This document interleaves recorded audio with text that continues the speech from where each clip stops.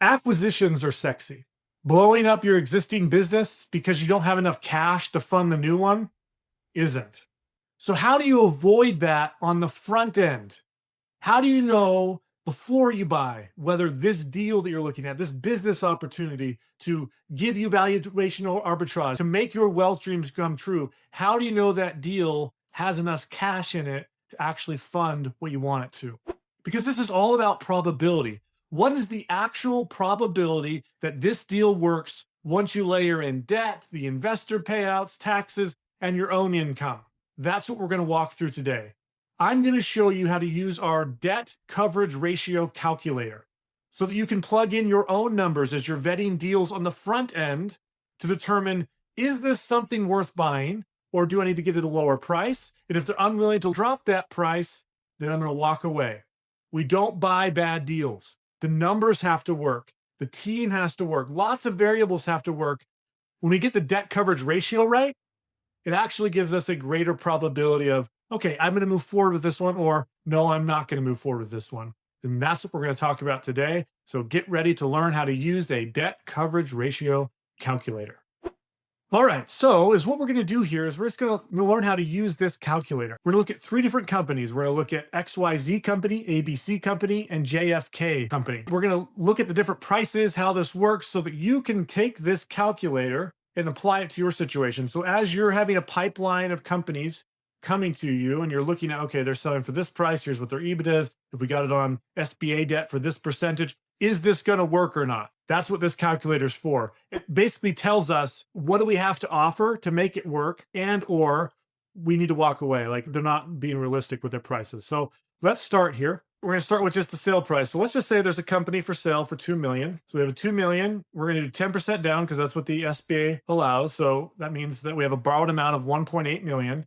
The SBA debt is 9 to 10, 12% right now. So we'll just do 9%. It's going to be a 10-year term. The EBITDA of this company is, let's just say it's 400,000. So we have 400,000. So we buy it for 2 million. We have a debt coverage ratio of 2.2, which means we have $219,000 of financial headroom. We have annual debt service of 180,000. So this is a safe acquisition, like financially to work. It gives us room that if the company dips a little bit, we lose some EBITDA, we lose some cash flow, we lose some profit, we still have some room to make it work, still pay ourselves what we're looking for. So we're getting some really good data here on, is this a good, so XYZ company, we're going to go do more due diligence on it, but at this price, it works for what it's doing. Now let's take a look at ABC company. ABC company is $1 million sale price. We're going to do 10% down again, 9% interest, 10 years. Their EBITDA is only 200,000. Again, it works. But what if their EBITDA was only 150,000? Would it still work? It doesn't work anymore. And here's the reason why. We want to see our safety point of a debt coverage ratio, because banks will loan you this 1.7, most likely. But what we want is, we actually want to 1.8 or above, not 1.5, not 1.2. 1.8 or above is the debt coverage ratio that we go for, to say, if it's above that, we're going to go. If it's not above that, we're not. So the reason this is important, because if we have $150,000 of profit from the company, 90,000 of it has to go to service the debt, and we only have $59,000 of financial headroom. That's one big contract lost. That's the team not vibing with our team as we acquire it, and all of a sudden we're upside down, and now we have $900,000 of debt that we have to service on a company that's now taking our stress, taking our weight. Let's just go a little bit bigger with this. So let's say we have a $5 million company, 10% down, 9% interest, 10-year term. EBITDA is 800,000. It's risky. It's still 1.8. And like, technically 1.8 would be a threshold we go. We actually want to see it above 1.8. That's why it's always going to be more conservative, and don't ever make any financial decision just based off of this. Always consult with and have professionals working with you.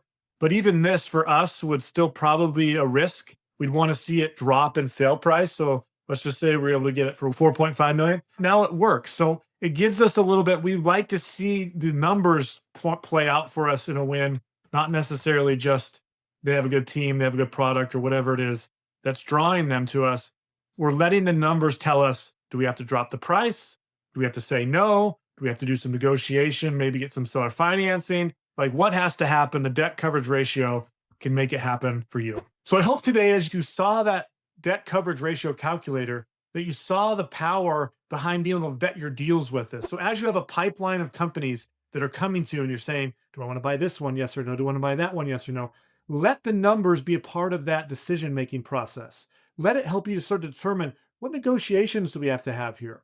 If this calculator would be helpful for you, you can get access to it by looking in the description or in the comments. The link to get access to that calculator, 100% free, no obligation, is yours by just clicking on the link inside of the description in the comment section, and we'll give it to you. You'll be able to use it. You can vet it, and then you can determine whether, hey, this is something I really like. It's really helped me be more efficient with the way I'm doing due diligence on the deals that I'm looking at. It's helping me more calm around the deals. It's helping me really realistic on can we actually afford this or not. That's what the purpose of this is for, and it's absolutely used for free. And remember, a 1.8 debt coverage ratio or above is what you're looking for when it comes to buying a business with debt. Check out the description, check out the comments, and we'll get that to you. I'm Justin D. Maxwell. Thanks for watching.